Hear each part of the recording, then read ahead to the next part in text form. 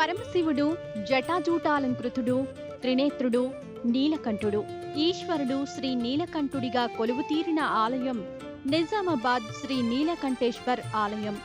నేటి భక్తి సమాచారంలో ముక్తిధామంగా అలరారుతున్న ఈ ఆలయ విశేషాలు తెలుసుకుందాం.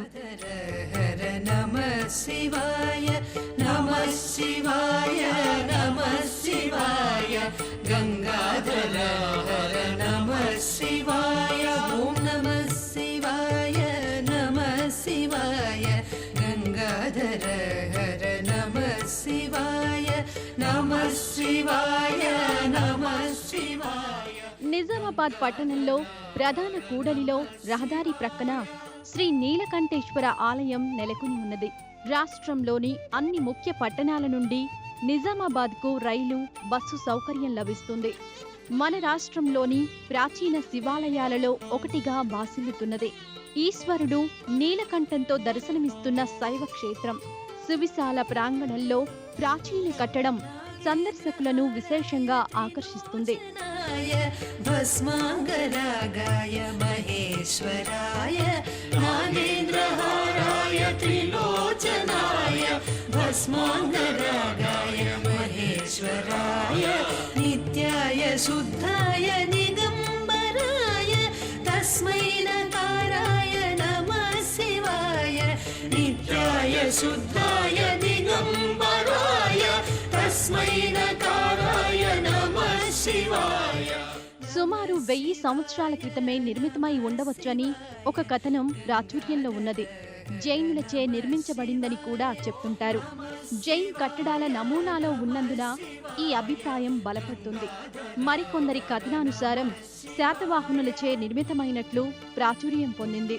నిర్మాణానికి సంబంధించి ఖచ్చితమైన ఆధారాలు లేనప్పటికీ కట్టడాన్ని పరిశీలిస్తే ఆలయం బహు ప్రాచీన ఆలయమని అవగతమవుతుంది. అంతరాలయ మండపంలో నంది, అలనాటి శిల్పకళా ప్రాభవానికి తార్కాణంగా నిలుస్తాయి.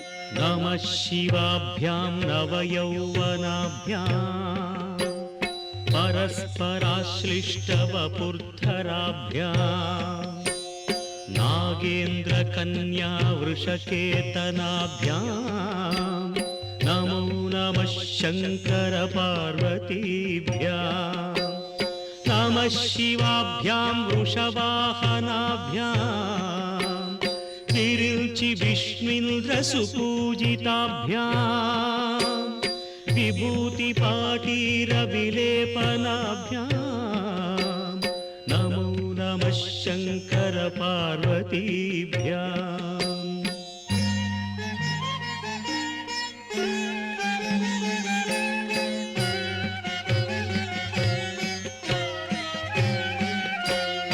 అనఘం జనకం జగతాం ప్రథమం వరదం కరశూలధరం సులభం. అమ్మా, అలాంటి వాళ్ళది నిజమైన ప్రేమ కాదు, అది వ్యామోహం. ఎగ్జాక్ట్లీ చిన్నత్త, నిజంగా ప్రేమించుకున్న వాళ్ళు అలా చేయరు. ఎంత మనసు విరిగిపోతే కన్న కూతుర్ని పట్టుకొని మా దృష్టిలో చచ్చిపోయా ఉంటుందా తల్లి?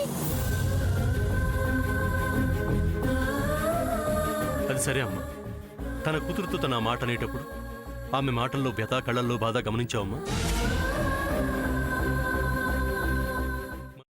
పెద్దబాబుకు బర్త్డే విషెస్ చెప్పు కూడా వెళ్ళాం కదా. ఊరికే ఎలా కాలిపోతుంది? మంట పెడితేనో పడితేనో తగలబడుతుంది.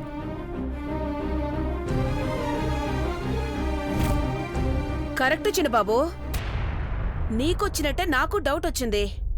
పార్వతే షర్టును తగలబెట్టిందనుకుంటా.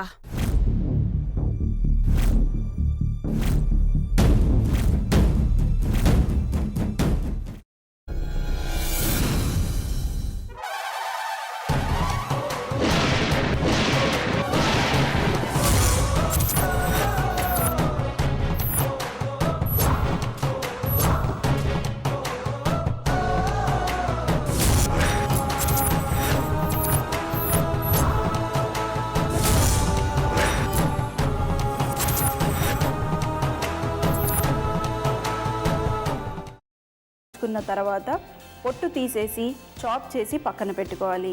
ఒక ప్యాన్లో కొద్దిగా నూనె వేడి చేసి అందులో ఆవాలు, మినప్పప్పు, శనగపప్పు, కరివేపాకు, సన్నగా తరిగి పెట్టుకున్న ఉల్లిపాయలు వేసుకుని 1 నిమిషం పాటు వేయించుకోవాలి. ఆ తర్వాత కాల్చి కట్ చేసి పెట్టుకున్న వంకాయని కూడా అందులో వేసుకుని బాగా మిక్స్ చేసి బౌల్లోకి ట్రాన్స్ఫర్ చేసుకుని అందులో తగినంత చిక్కటి పెరుగు లేదా పల్చటి పెరుగు వేసుకుని మిక్స్ చేసి అన్నంతో కానివ్వండి, చపాతీతో కానివ్వండి సర్వ్ చేసినా చాలా బాగుంటుంది.